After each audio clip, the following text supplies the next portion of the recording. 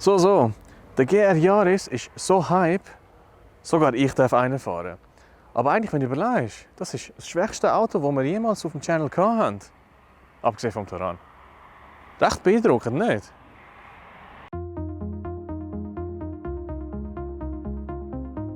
An dieser Stelle ein herzliches Dankeschön an Dresch Automobile in Dübendorf, einem verlässlichen Toyota- und Peugeot-Partner, der das Review ermöglicht hat.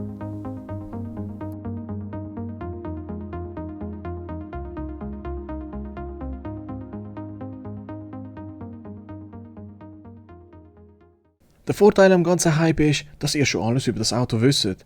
Es ist ein Homologation Special, wer das Jahr in der WRC gefahren hat, der leistungsstärkste Serie 3-Zylinder, macht 261 PS und 360 Nm Drehmoment und wiegt nur 1200 kg.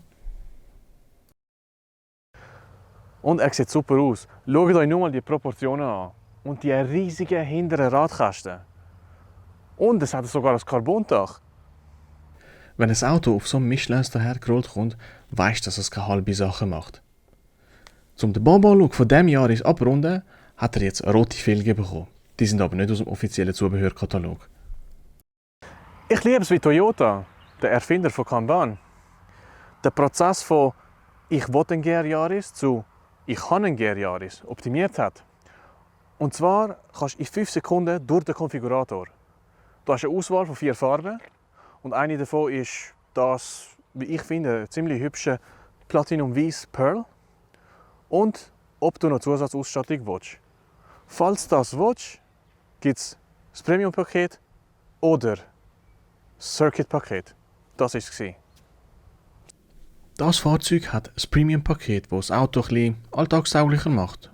Und zwar gibt es mit dem Abstandsregeltempomat, Parksensoren, upgradedes Infotainment, bessere Soundanlage und ein Heads-Up-Display. Falls du das alles nicht brauchst, könntest du auch über das Circuit Pack nachdenken. Mit dem kommen Schmiederäder und Sperrdiffs vorne und hinten. Und ob ich die vermisse, finden wir jetzt raus.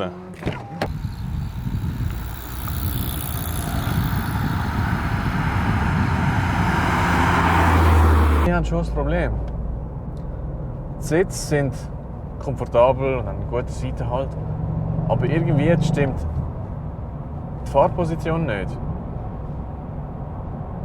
Ich bin mit 1,88 bin ich nicht übertrieben gross. Aber schau das an. Kein Platz. Es ist fast, als wäre der Yaris ein Hut. Und das ist das Problem, weil du siehst Schilder und Lichtsignal nicht so gut. Und vielleicht ist das Problem auch verstärkt, weil ich gerade aus dem Civic in Yaris hingehockt bin. Ja, aber jeder um mich herum hockt irgendwie tiefer in seinem Auto. Das ist irgendwie nicht okay, oder? Reden wir doch jetzt dafür über die schönen Sachen. Und zwar über die Schaltung. Die fühlt sich schwer und mechanisch an. Wie es eigentlich von einem Rallye-Auto würdest erwarten. Es fühlt sich sogar fast so an, als wäre das Getriebe parat, dass du einfach Gang einprügelst, während du durch Wälder in Wales fliegst. Es erinnert mich fast ein bisschen an die Schaltung von einem bekannten deutschen Sportwagenhersteller. Ich weiss zufälligerweise, dass das Getriebe von Getrag ist. Ich weiss auch, dass es einen anderen Hersteller gibt, der Getriebe von Getrag verwendet. Bei denen die Schaltung aber nicht mal annähernd so angenehm ist. Und das regt mich ein bisschen auf, muss ich ehrlich sagen. Das bin ein bisschen.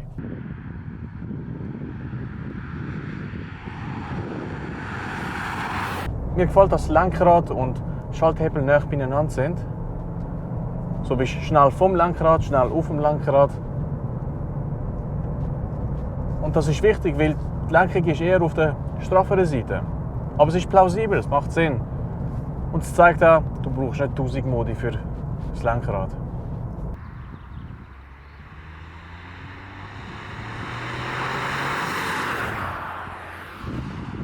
Okay, fangen wir im normalen Modus an. Das heisst, 60% vom Drehmoment gehen führen. Mit der Reihe die. Und du hast mega viel Grip, was du von diesen Pneus auch erwarten würdest. Und wenn du nachher wieder aufs Gas gehst,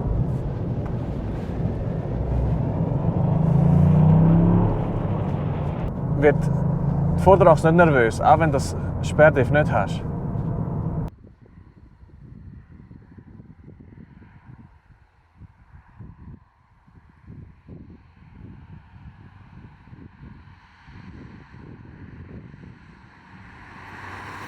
Der Motor ist immer parat.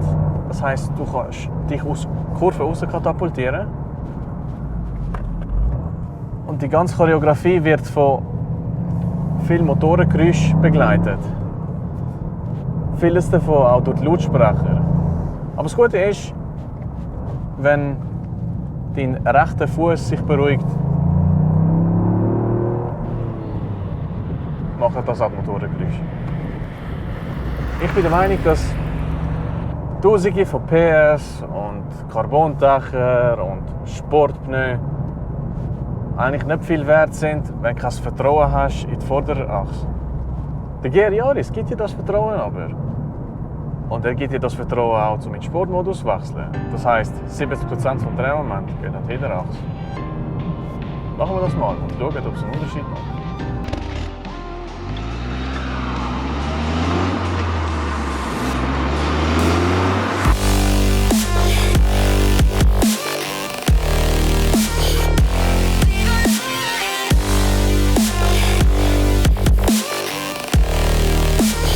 Und das Wetter ist ein bisschen ein Problem.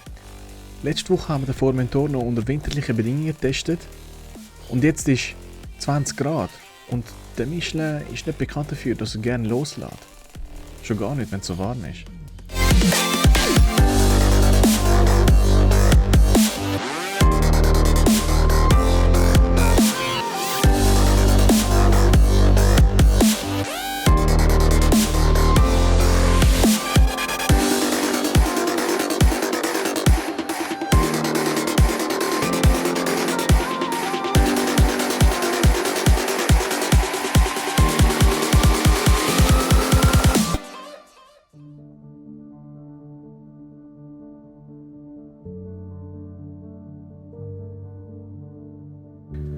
Wisst ihr überhaupt noch, wieso dass der GR Yaris so einen Hype aufgebaut hat?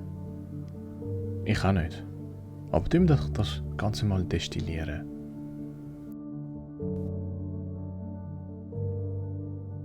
Für mich ist es nicht, weil es ein Homologation Special ist oder weil es ein Carbondach hat. Nicht mal, weil es eine manuelle Handschaltung ist. Für mich ist es zum einen der Motor, der einfach stark ist.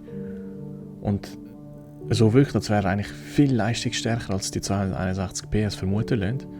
Und zum anderen ist auch das Fahrwerk, das mit dieser ganzen Power umgehen kann.